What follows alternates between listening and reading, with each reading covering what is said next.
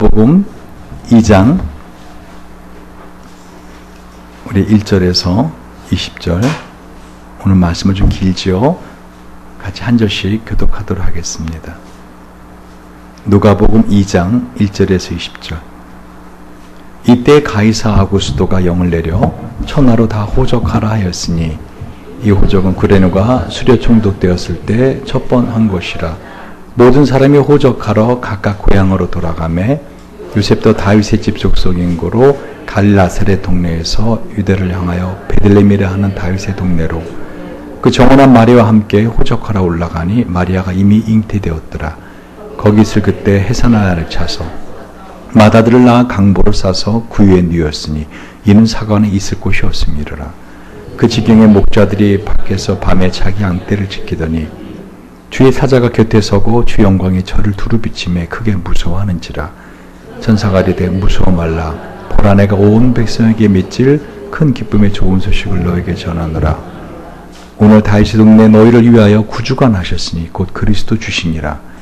너희가 가서 강보에 쌓여 구유에 누인 아기를 보리니 이것이 너에게 표적이니라 하더니 오르는 허다한 천군이 그 천사와 함께 있어 하나님을 찬송하여 가로되 지극히 높은 곳에서는 하나님께 영광이요 땅에서는 기뻐하심을 입은 사람 중에 평화로다 하니라. 천사들이 떠나 하늘로 올라가니 목자가 서로 말하되 이제 베들레헴까지 가서 주께서 우리에게 알리신 때 이루어진 일을 보자 하고 빨리 가서 마리아 요셉과 그에 누인 아기를 찾아서 보고 천사가 자기들에게 이 아이에 대해 말한 것을 고하니 듣는 자가 다 목자의 말한 일을 기이 여기더라. 마리아는 이 모든 일을 마음에 지켜 생각하니라. 같이 목자가 자기들에게 이르던 바와 같이 듣고 본 그 모든 것이 나여 하나님께 영광을 돌리고 찬송하며 돌아가니라. 아멘.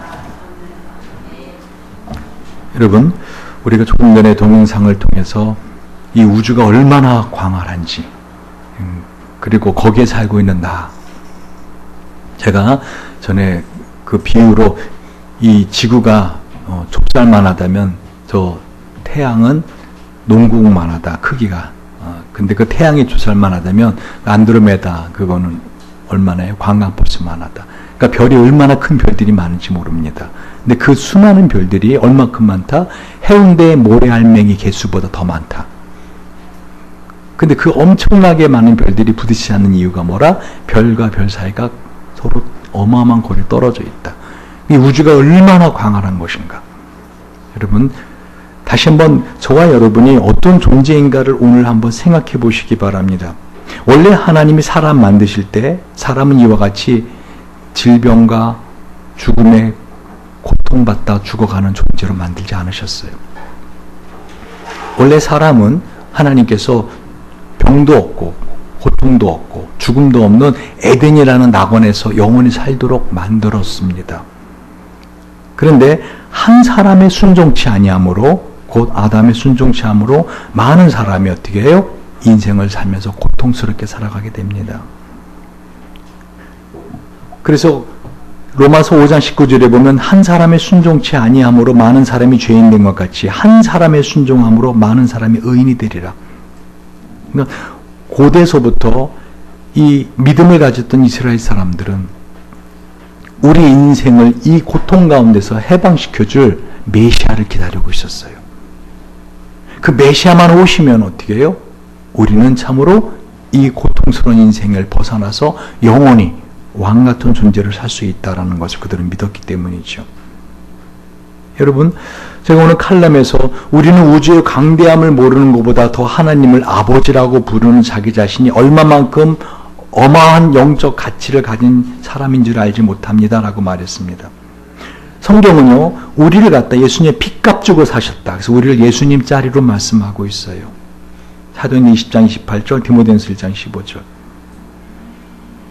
근데 하나님은 거기서 멈추지 않고 저와 여러분에게 영원한 나라를 다스릴 수 있는 왕 같은 존재로 하나님은 천사들을 수천, 수억, 어마어마한 천사들을 준비해 놓으셨고 그 천사들로 하여금 우리를 섬기라고 히브리서 1장 14절에 말씀하고 있어요. 이것을 성경 여러 군데에서 성경은 약속을 하고 있습니다. 내 아버지께 복받은 자들이여 나와 창세로부터 너를 위하여 예비된 나라를 상속하라. 마태복음 25장 34절에.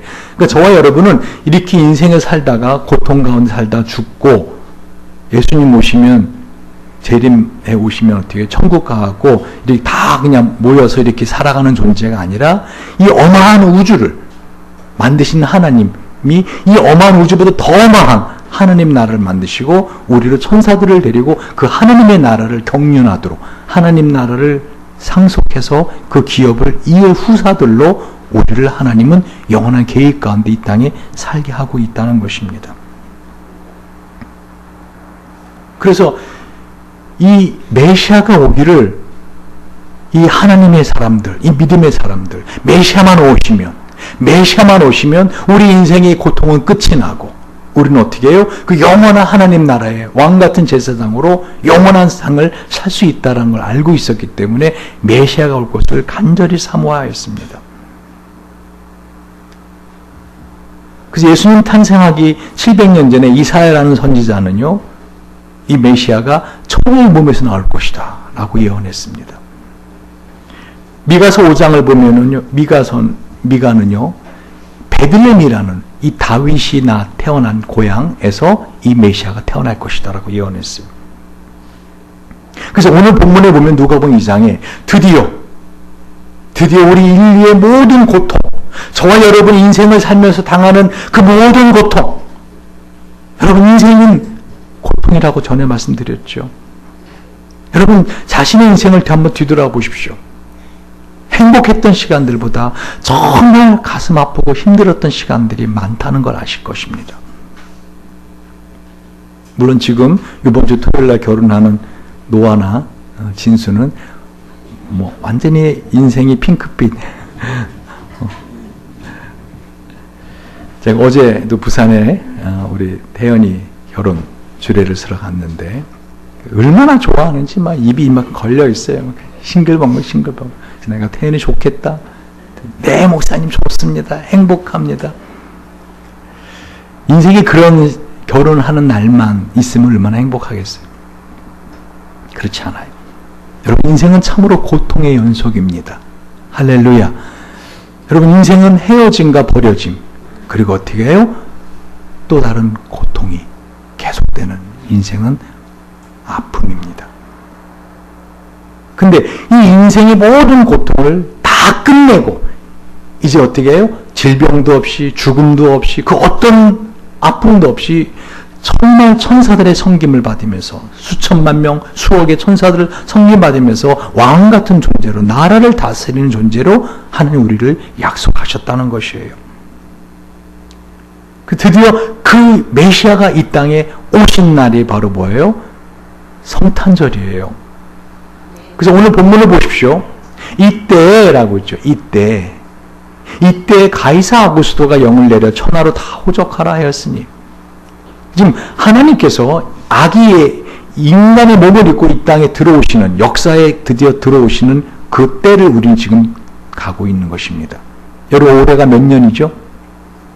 2017년. 그럼 언제부터 1년이죠? 바로 이때. 오늘 예수님 태어난 이때. 여러분 인류는 많은 종교를 갖고 있어요. 올해가 불기 몇 년입니까? 부처님 태어난 석가모니 몇 년이에요? 몰라도 돼요. 단기는 몇 년이에요? 단기. 그런 거 몰라도 돼요. 올해 몇 년이죠? 2017년. 북한에 가면 주체 몇 년 하고선 김일성 태어난 데부터 다 웃기는 짬뽕 같은 소리예요. 이 세상의 모든 인류는 지금 뭐예요? BC와 AD로 나누어져서 인류는 지금 어떻게 해요? 하나님께서 경륜하고 있습니다. BC, Before Christ. 그리스도 오시기 전에, AD, 아노 도미니, 주님 오신 이후.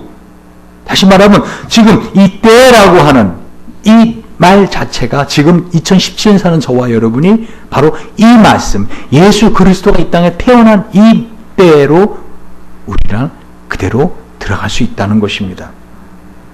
가이사 아구스도. 여러분 이 가이사 아구스도가 누군지 혹시 아십니까? 여러분 시저는 아십니까? 줄리어스 시저. 대로마 제국을 만들었죠. 그런 황제라는 칭호를 갖게 되는 사람은 그 시저의 후계자인 옥타비니우스. 그때부터 황제라는 칭호를 갖습니다. 그래서 옥타비니우스는요, 자기 양아버지인 시저의, 이 시저를 그 발음대로 읽으면 뭐예요? 가이사르예요. 가이사르, 시저, 그럼 무슨 뜻이에요? 한마디로 말하면 권력자란 뜻입니다. 자기 이름을 갖다가 가이사르 아우구스투스라고 부른 거예요. 이 아우구스투스는 뭐냐면요, 그때 당시에 로마의 공회원들이요, 이 가이사르 시저 아우구스투스에게 한마디로 이렇게 좀 점수를 얻으려고 존엄자라는 의미의 극존칭을 아우구스투스가 뜻입니다. 이름을 붙여준 거예요. 그러니까 가이사르 아우구스투스는 무슨 말이에요? 가이사 아우구스투는 시저 옥타비니우스입니다. 시저 옥타비니우스. 그러니까 옥타비니우스가 황제가 되었을 때 어떻게 해요? 전 로마 제국에 영을 내립니다. 다 호적하라. 이유는 뭐죠? 세금을 걷어들이기 위해서. 그때 당시에 모든 길은 로마로 통한다 할 정도로 전 세계가 다 로마가 지배하고 있었어요. 수많은 나라들을. 그렇죠? 그런데 특별히 이 수리아 총독이었던 구레뇨, 오늘 2절 보세요. 이 호적은 구레뇨가 수리아 총독되었을 첫 번째 한 것이라. 이 구레뇨라는 사람은 로마의 집정관입니다. BC 12년, 예수님 태어나기 12년 전에 로마의 집정관으로 수리아 로마 총독으로 부임해 옵니다. 그래서 BC 6년부터 AD 9년까지 이 이스라엘을, 요 예루살렘 일대를 다스리던 로마의 한마디로 집정관이었습니다. 제가 왜 이렇게 자세히 연도를 말씀드린가 하면요, 지금 예수님이 하나님이 이 땅에 아기의 몸으로 입고 태어나신 이것이 먼 옛날 성경에만 있는 이야기가 아니라 지금 역사에 하나님이 이 인간의 모든 고통을 끝내시기 위하여 저희와 여러분 살아가는 인생의 모든 고통을 끝내시고 영원한 하나님 나라를 약속하시기 위해 어떻게 해요? 역사에 들어오신 사건을 말씀드리기 위해서, 이것은 역사적인 사실이다 하는 걸 말씀드리기 위해서 제가 구체적인 연도를 말하고 있는 것입니다. 다시 말하면 하나님께서는요, 지금 이 팔레스타인 지역에 인구조사를 실시하게 하는데 이와 같이 역사를 움직여가면서까지 지금 뭔가 한 가지 일을 하시려고 하고 있죠. 뭐예요? 자, 3절 4절 볼까요? 시작. 모든 사람이 호적하라 각각 고향으로 돌아가매. 4절. 요셉도 다윗의 집 속속인 고로 갈릴 나사렛 동네에서 온 유대를 향하여 베들레헴에 하는 다윗 흉내로. 6절. 5절. 그 정원한 마리아와 함께 호적하라 올라가니 말하기 이미 잉태되었더라. 6절. 거기 있을 그때 해산날이 차서. 7절. 마다들을 낳아 강보로 써서 구해낼 수 있는 사관이 있을 곳이 없음이라. 그러니까 하나님은 예수님을 이 다윗의 고향, 다윗이 살던 고향, 이 베들레헴이라는 곳에서 태어나도록 이 세계의 역사를 갖다 지금 어떻게 하고 있는 거예요? 지금 움직이고 계시는 거예요. 황제의 마음을 변하게 해서 어떻게 해요? 이곳에 예수 그리스도가 태어나도록, 베들레헴이 태어나도록. 여러분, 하나님께서는 이 어마어마한 우주를 만드시고, 이 우주를 운행하시고, 이 지구를 만드시고, 지금 점점 모든 것이 각 나라의 정치, 경제, 사회, 문화가 복잡하게 들어가죠. 하나님이 다 운행하고 있는 거 아십니까? 그래서 역사는 His story입니다. 하나님께서 운행하고, 저와 여러분의 개인적인 역사도 어떻게 하고 있어요? 하나님 운행하고 있는 거예요. 왜 나한테 그런 일이 있었을까? 왜? 하나님 운행하고 있는 거예요. 어떤 목적을 갖고 운행하고 있어요. 어떤 목적을 갖고 운행하고 있습니다. 오늘 제목이 뭐죠? 성탄 하나님의 드라마. 저와 여러분의 인생은요, 하나님께서 지금 어떻게 해요? 극적인 드라마처럼, 연속곡처럼 지금 하나님이 운행하고 계십니다. 여러분 연속곡 보시는 거 있으세요?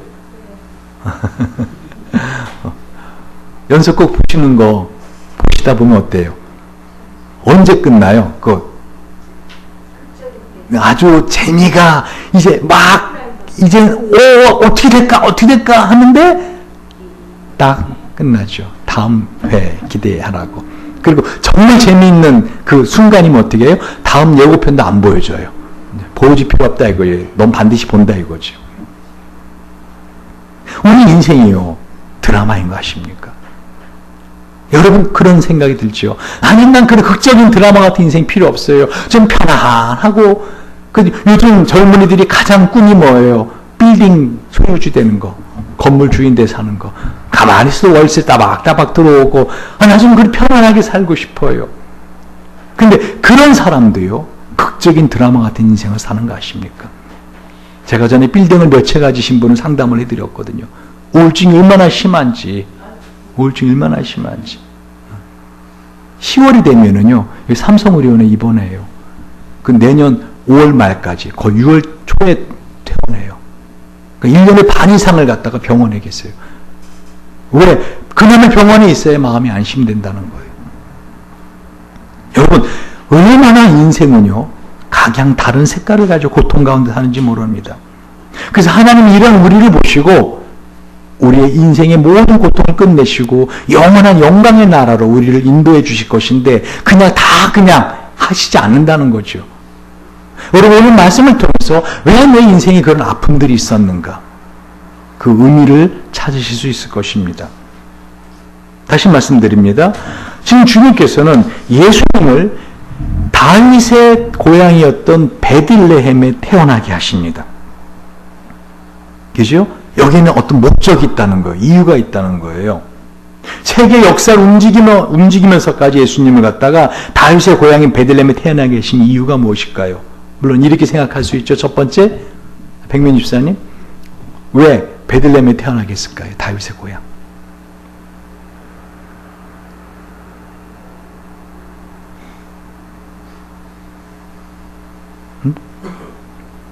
첫 번째 어떤 생각이 탁 떠올라요? 김선우 전사님.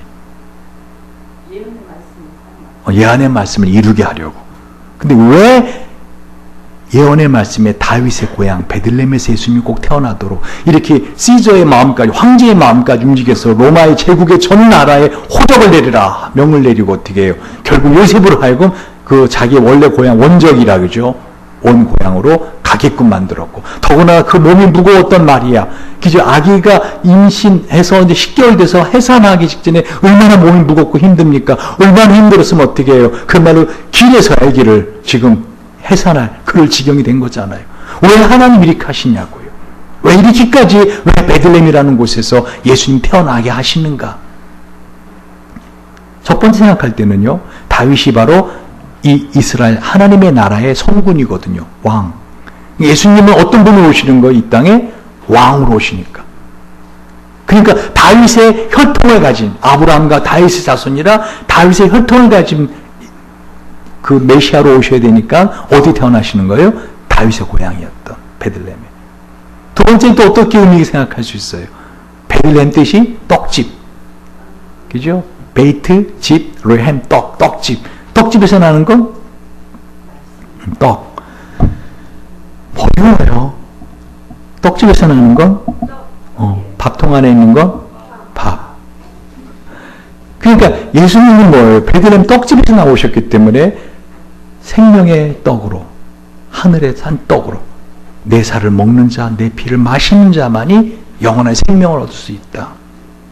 그래서 짐승의 밥통에 구유에다가 첫 자리를 까시잖아요. 그죠? 그 밥통 안에 있는 건 밥이라고 했잖아요.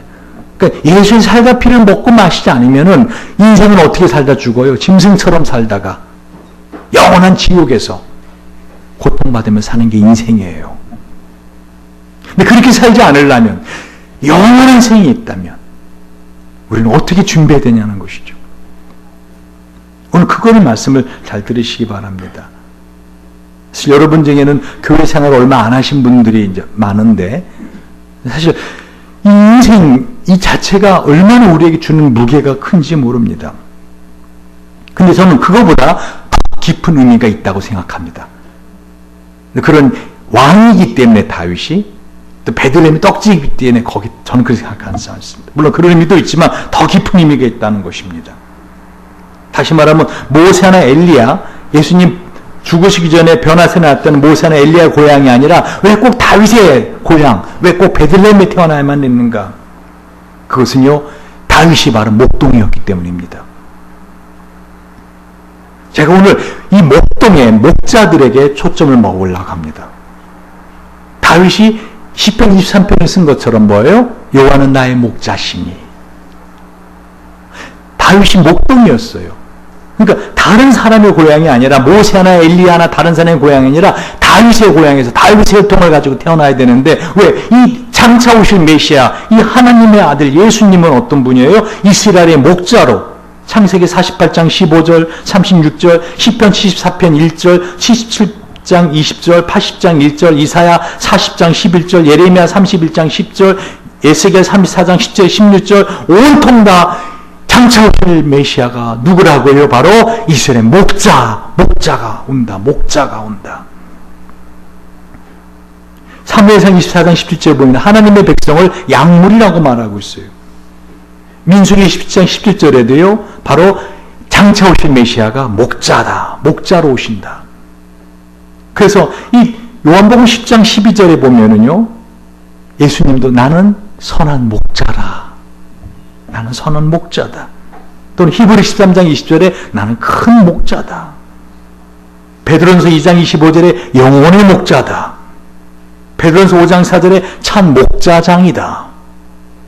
다시 말하면 지금 예수님이 이 목동이었던 다윗의 고향 베들레헴에 태어날 수밖에 없는데 왜요? 예수님은 어떤 분으로 오신다는 거예요? 이 땅에 목자로 오신다는 거예요. 목동으로 오신다는 거예요. 근데 왜 하필이면 목동이냐는 것이죠.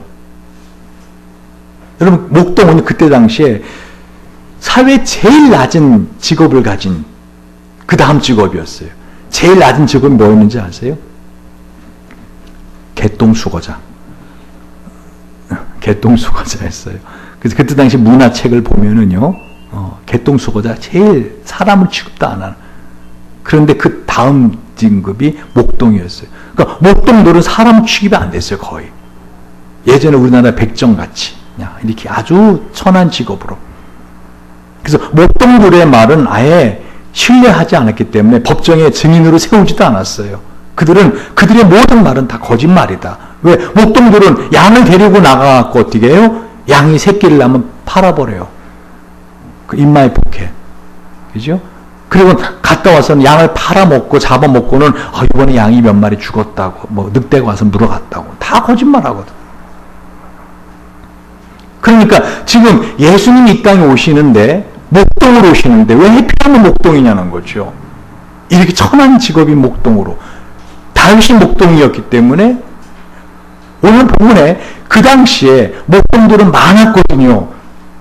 그런데 천사들이 나타나서 이 소식을 전해줍니다. 이 인생의 모든 고통을 끝내줄 메시아가 태어났다. 할렐루야. 누구에게 전해져요? 목동들에게 전해져요. 여러분 생각을 해보십시오. 이거 어마어마한 소식 아닙니까? 말씀드렸잖아요. 저 여러분 인생은요 고통의 연속이라니까요. 끊임없이 고통의 연속이에요. 헤어지고 버림받고 가난하고 질병으로 아파하고 여러분 아파본 사람만이 인생이 얼마나 고통스러운 걸 알아요. 더나 죽음 앞에 두려워하고 여러분 오늘이라도 병원에 가셔서 내일에도 병원에 가셔서 어떻게 암이십니다. 말기입니다. 불치병입니다. 이런 진단 딱 받아보세요. 여러분 심정이 어떨까? 어떨 것 같아요? 한마디로 무너집니다. 근데 왜 하나님은 이런 인생의 고통을 겪게 하느냐는 것이죠. 그러니까 똑같이 모든 인생은 다 고통을 겪는데 이 중에 특별한 사람들이 있어요. 그 고통에 의미가 있고 그 고통 때문에 영원한 영광, 아까 우리 통해서 보았던 그 어마어마한 우주를 만드신 그 하나님이 만들어 놓은 하나님의 나라를 다스릴 왕같은 제사장으로 영원히 살 수 있는 저와 여러분이 아마 다스릴 여러분의 나라를 딱 들어가는 순간 천사들이 어때요? 여러분을 쫙 줄 서서 우리 송변 집사님 딱 들어가는 순간 어떻게 해요? 주님 하고서는 쫙 줄 서 있는 천사들 볼 때 수천 명, 수만 명, 수억의 천사들이 명만 내려주시옵소서 하고 할 때 여러분 어떻게 해요? 내가 지금 이 꿈을 꾸는 거야. 여기 이게 정말 어떻게 된 거야? 내가 뭐야? 막 이렇게 여러분 자기 자신이 어떤 존재인지를 여러분 정말 당황스러울까 할 것입니다. 근데 그러한 인생의 판도를 바꿔줄 메시아가 이 땅에 태어났다는 이 소식을 왜 하나님은 천사들을 시켜서 이 목동들에게 듣게 하느냐는 것입니다. 그때 당시에 로마 대신들의 원로 회의 장소에 딱 나타나 보셨어요. 천사들이 나타났어요. 로마 원로들이 회의하는 곳에. 그리고 말합니다. 뭐라고요? 오늘날 다윗의 동네에 너희를 구주가 낳고 그리스도시니라. 그죠? 그러면서 뭐예요?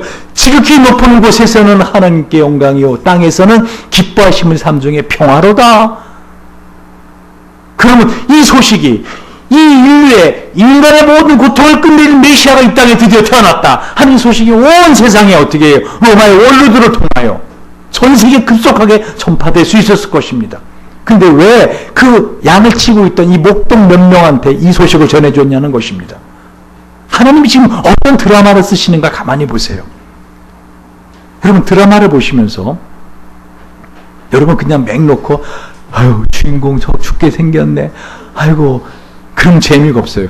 어떻게 생각 드라마 작가가 저걸 왜 저렇게 구성했을까? 전 심지어는 왜 카메라 각도를 저쪽으로 찍었지? 뭘 의도하는 거지? 이걸 보는 사람들로 하여금 뭐를 느끼게 하라고 저렇게 각도를 저렇게 찍었을까? 왜 저런 대사를 집어넣었지? 지금 저 사람은 저런 표정을 왜 짓지? 하면서 저는 그 생각을 하면서 보면 이 드라마가 얼마나 재미가 있는지 모릅니다. 그래서 저는 처음부터 끝까지 안 본 드라마도 어떻게 해요? 한두 컷 참 보면 어떻게 해요? 드라마의 앞뒤를 쫙 뚫어요. 할렐루야. 은사입니다. 많은 시간 들이지 않아도 몇 편만 딱 봐도 아, 저 드라마 어떤 드라마구나. 여러분 인생이 드라마라니까요. 근데 하나님께서는 지금 왜 그렇게 로마의 원로들이나 로마 장군들에게 전해주지 않고 이 목동들에게 전해주었냐는 것이에요. 지금 우리 그거를 지금 여러분 집중해서 생각해 보시기 바랍니다. 15절부터 마지막 절까지 한번 볼까요? 천사들이 떠나 하늘로 올라가니 목자가 서로 말하되 이제 베들레헴까지 가서 주께서 우리에게 알리신 바 이 이루어진 일을 보자 하고 빨리 가서 마리아 요셉과 구해놓은 아기를 찾아서 보고 천사가 자기들에게 이 아기에 대해 말한 것을 고하니 듣는 자가 다 목자의 말하는 일 기이 여기되 마리아이 모든 말을 마음에 지키어 생각하니라. 목자가 자기들에게 이르던 바와 같이 듣고 본 모든 것을 인하여 하늘 영광을 돌리고 찬송하며 돌아가니라. 뭘 전해준 거예요? 우리 양을 지키고 있는데 하늘의 천사들이 나타났습니다. 우리는 두려웠습니다. 그 천사들이 이렇게 우리에게 주었습니다. 지극히 높은 곳에서는 하나님께 영광이요 땅에서는 기뻐하심을 삼중에 평화로다.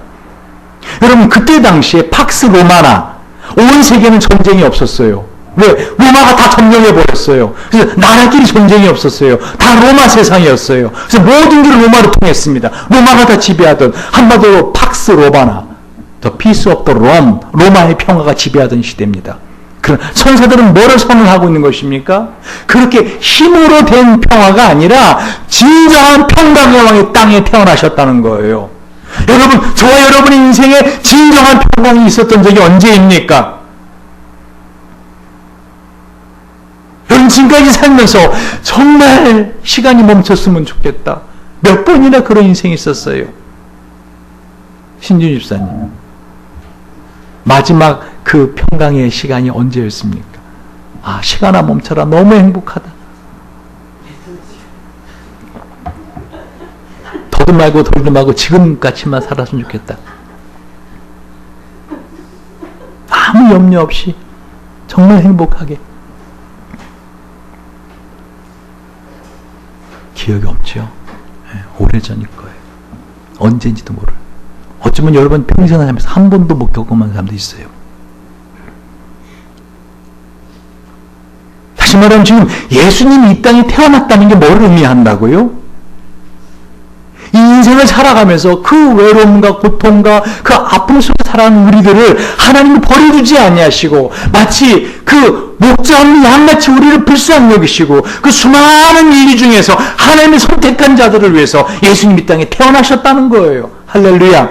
이 예수를 믿으면 어떻게 살아요? 이 인생을 갖다가 평강 가운데 살 수 있다는 거예요.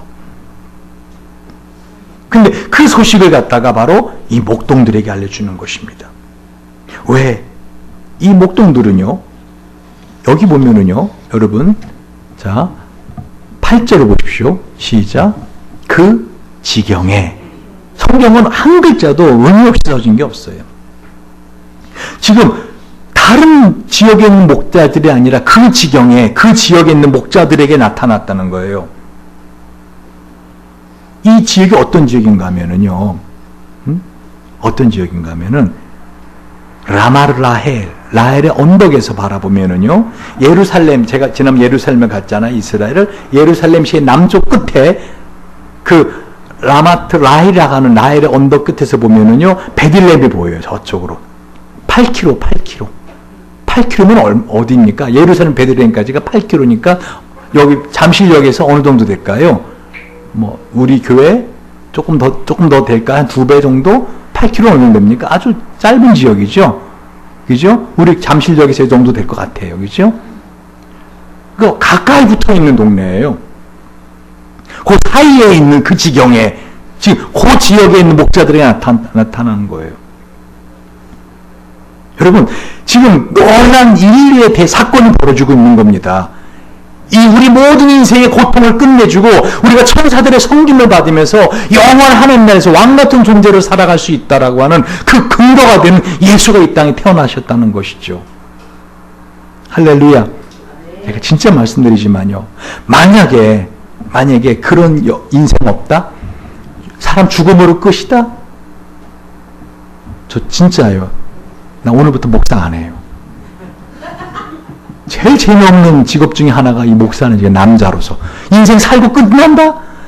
그럼 제가 좀 첫 번째 할 일이 뭐냐면요, 기업은행 다니는 내 친구한테 전화해서, 야, 기업은행 돈 좀 내가 스위스 가 있을 테니까 계좌 이체해라. 한 2분이면 다 끝내요.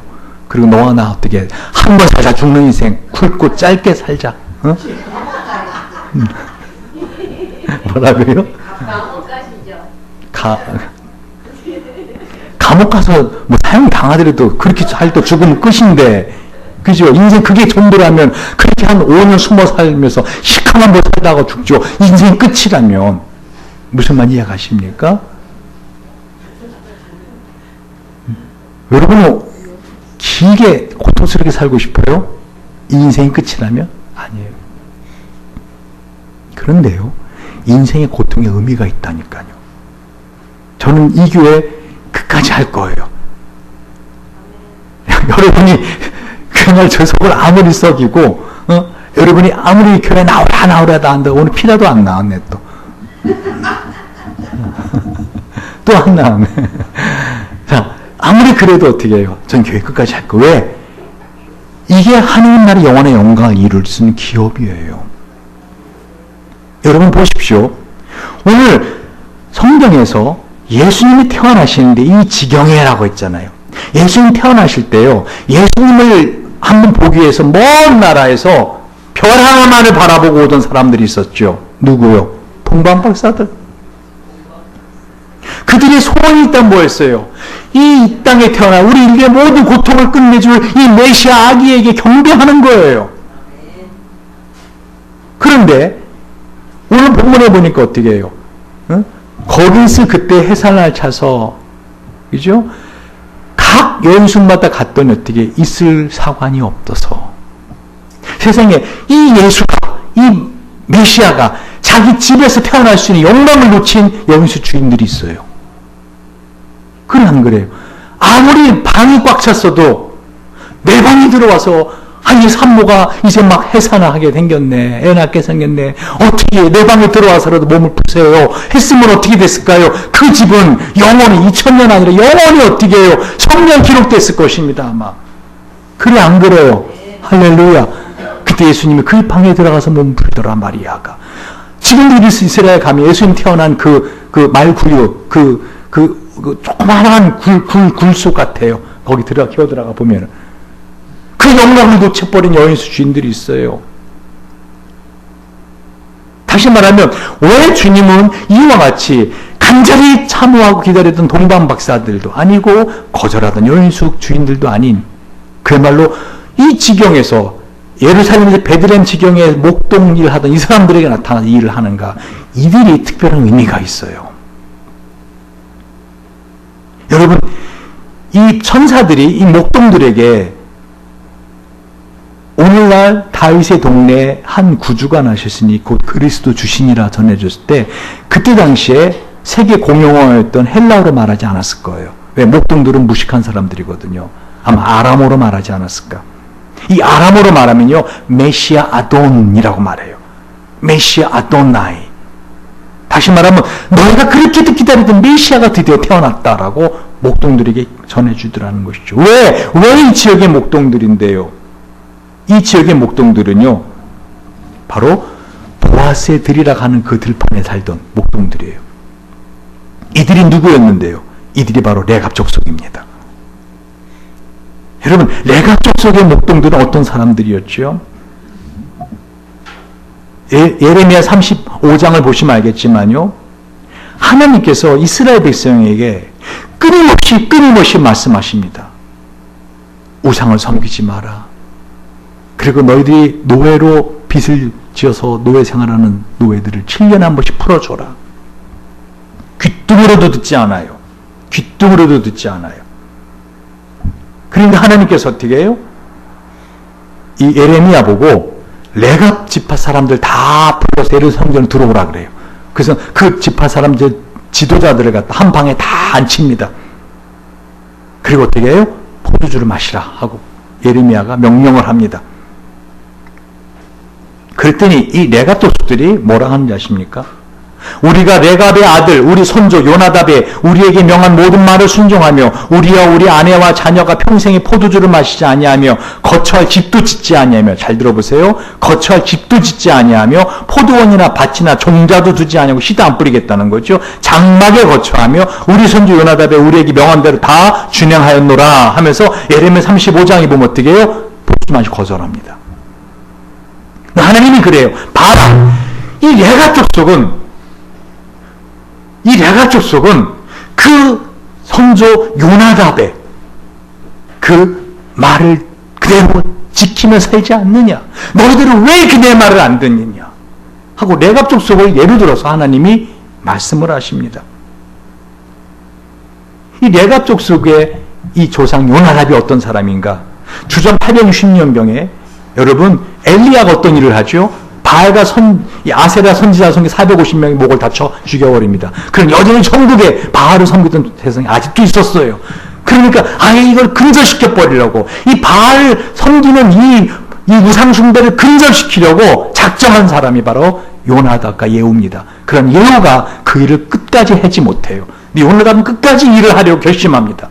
그런데 그 일이 진행되지 않자 후손들에게 부탁을 합니다. 너희들은 믿음으로 살아라. 신앙으로 살아라. 여러분, 요나단이라는 이름의 뜻이 뭔지 아십니까? 하나님께서 추진하신다. 따라해보세요. 하나님께서 하십니다. 그게 요나답이에요. 그러니까 지금 예수님이 이 땅에 태어나는데 다른 지역의 목동들이 아니라 바로 이 레갑 족속, 요나단의 자손들이 목동 일을 하던 그 예루살렘과 베들레헴 그 사이에 있던 목동들에게 나타나서 천사들이 이 소식을 전해주는 거예요. 그러니까 그냥 목동이 아니더라는 것이죠. 요나답의 후손들은요, 예수님 탄생할 때까지도 그 이후에도 어떻게 했어요? 이와 같이 목동일을 했어요. 놀라운 사실은요, 그 지역은 포도가 잘 되는 지역이에요. 그 예루살렘 베들레헴까지. 근데 그들은 포도주를 안 마시기로 했으니까 어떻게 포도밭을 하지도 않기로 약속했으니까 포도밭을 하지 않고 그걸 뭐예요? 그냥 돌아다니면서 목동일을 해요. 제가 지난번에 이스라엘 갔을 때 이 지역에 한마디로 이 노숙자들이 사는 텐트가 조그만 텐트들이 이 들판에 이렇게 있는 거 있어요. 그런 곳에 살았어요. 다시 말해 집을 짓지 않고. 지금 뭐를 말하고 있어요? 이 보아스의 들이라 하는 이 땅에서 왜 이들은 이렇게 살았어요? 메시아를 기다리는 거죠. 왜 집을 짓지 않고 영원한 하나님 나라의 거처를 소망하며, 히브리 11장에 보면 여러분, 인생이 정말 행복하잖아요? 천국 소망하지 않아요. 여러분, 인생이 정말로 고통스럽잖아요? 그럼 어떻게 돼요? 천국을 소망해요. 말씀을 정리합니다. 왜 예수님이 이 베들레헴에 태어나셨는가? 더군다나 그때 당시에 그 지경에 목동일을 하던 이 레갑 족속, 요나단의 자손, 그 목동에게 태어나셨는가? 하나님께서는 저와 여러분을 이 땅에 살아가면서 고통을 겪을 때 이 요나답, 내 자손, 내 갑족속 같은 믿음을 갖고 살 것을 기대하고 있어요. 할렐루야. 그런데 왜 우리가 이 인생을 고통 가운데 사는가? 왜 내 인생에는 고통이 있는가? 따라해보세요. 고통이 영원한 영광을 얻는 근거입니다. 예. 고통이 영원한 영광 얻는 근거예요. 여러분 인생을 살면서 어렵고 고통스러운 일이 있잖아요. 뒤돌아보면은 왜 나에게 그런 일이 있었을까?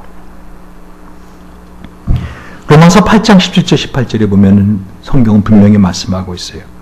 성령이 친히 우리 영으로 더불어 우리가 하나님의 자녀인 것을 증거하시나니 자녀임은 또한 후사 곧 하나님의 후사요 그리스도와 함께한 후사니 우리가 그와 함께 영광을 받기 위하여 고난도 함께 받아야 될 것이니라.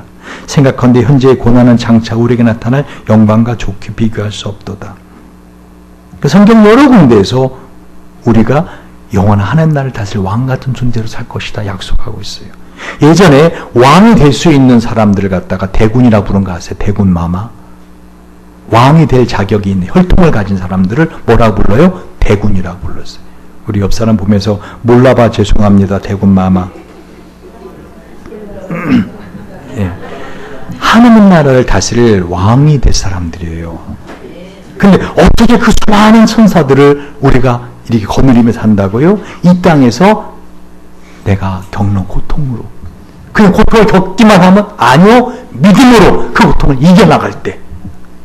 너희가 여러 가지 시험이나 잠깐 근심하지 되지 않을 수 없었으나 오히려 크게 기뻐하도다. 너희 믿음의 시련이 믿음의 시련이 불로 연단하여도 없어질 금보다 더 귀하여 예수 그리스도 나타날 때에 칭찬과 영광과 존귀를 얻게 하려 함이니라. 베드로전서 1장 7절의 말씀이에요.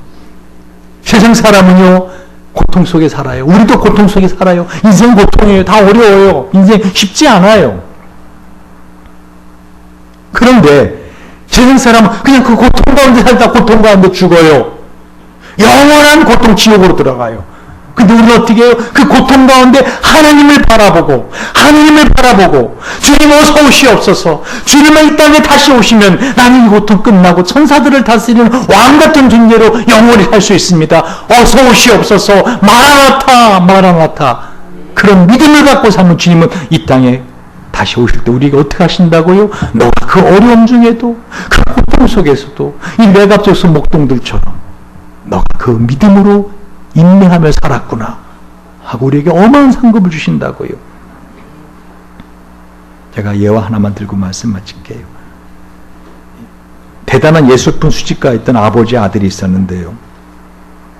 그들은 전 세계를 다니며 훌륭한 예술품들을 수집했대요. 여러분 지난번 제가 보여드린 탕자의 귀양 얼마라고 했죠? 그림이 지금 러시아에 있는 3조 원? 4조 원? 어마어마하죠. 유명한 미술가들의 진품을 모집했습니다. 근데 아들이 군대에 징집되어 전쟁터에 나가게 되었고요. 아버지는 아들이 돌아오면 이제 다시 아들과 함께 그 수집한 그림들을 이제 더 수집하고 그 재산을 늘리기 위해서 기다리고 있었는데 아들이 전사했다는 끔찍한 통보를 받았어요. 그런데 아들이 그냥 죽은 것이 아니라 그 정보를 전해준 사람이 이렇게 말을 했습니다. 유한이 되실지 모르겠지만 귀하의 아드님은 다른 이의 목숨을 구하려다 전사됐습니다. 그래서 이 아들 덕분에 목숨을 구한 그 사람이 그 아버지에게 자기가 정말 당신 아들 때문에 살았습니다. 나 같은 부대에 있었는데 내가 당신 아들에게 뭘 감사를 표현할지 모르겠습니다. 하고선 제 그림을 조금 그립니다. 하고선 그림으로 그 아들의 그 초상화를 얼굴을 그려온 걸 선물로 드렸어요.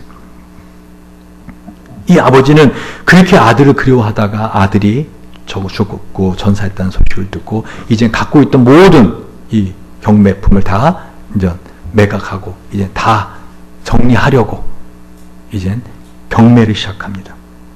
그 수많은 사람들이 이 사람이 갖고 있는 진품 그림들이 가치가 있기 때문에 경매에 참여했습니다. 그런데 그 경매를 시작하는 사람이 첫 번째 내놓은 작품이 그림이 그 아들 초상화 그림이었어요. 그러니까 사람들이 저거 뭐야? 저거 뭐 작가 이름도 없고 뭐 그랬더니 뭐 저거 뭐 $5 뭐 6달러 뭐 경매니까요. 그래서 어디까지 올라갔는가 하면요. 9달러 50센트 한 10,000원 정도까지 더 이상 살 사람 없으니까 9달러 50센트 마지막 부르신 분 그러면 9달러 50센트의 그림 팔립니다. 그리고 그 사람 다음 그림을 그럼 다음 그림 빨리 경매합시다 했더니 오늘 경매는 끝났습니다. 그 주인께서 그 아들의 초상화를 사가는 사람에게 그 남은 작품을 다 그냥 주기로 이미 결의했던 것입니다. 여러분, 저와 여러분이 믿고 있는 예수, 여러분이 인생을 살며 당하는 고통들, 어떤 것은 예수님의 초상화 같은, 어떤 세상 사람들이 볼 때는 별 다를 바 없는 고통.